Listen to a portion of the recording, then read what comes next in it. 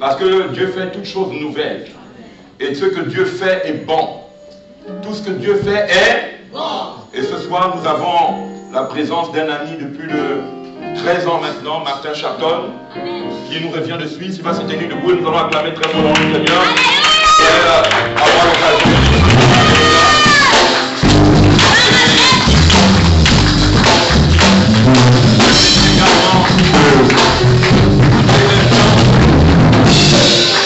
Je bénis également toutes les instances du ministère Torrent des Délices, les ministres, les prophètes, les prophétesses, les leaders, tous ceux qui sont venus ce soir.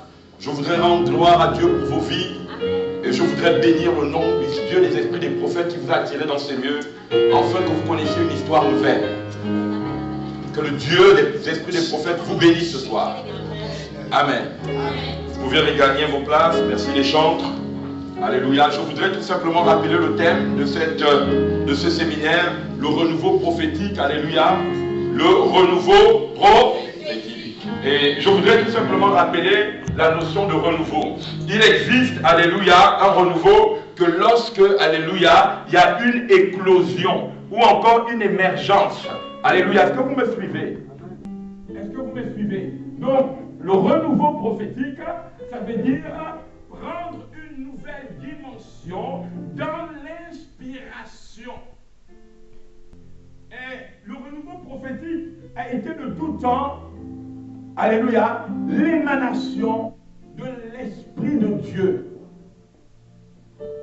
La Bible dit que lorsque Dieu suscite des prophètes, c'est-à-dire lorsqu'il y a éclosion, j'aime pas trop le mot émergence parce que ça agrée à certaines politiques, alléluia, donc je parlerai, essayez de vous familiariser avec mon vocable sacré, alléluia, donc je parlerai plus, je ferai plus allusion à l'éclosion.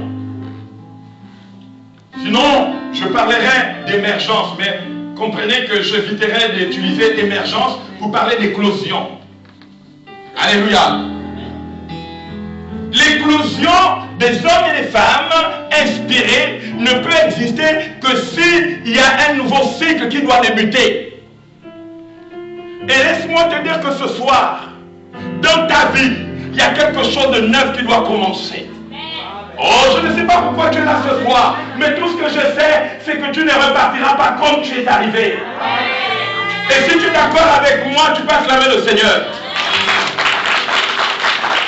Même si tu n'es pas d'accord avec moi, le fait que tu es d'accord avec moi, que tu changes, acclame le Seigneur.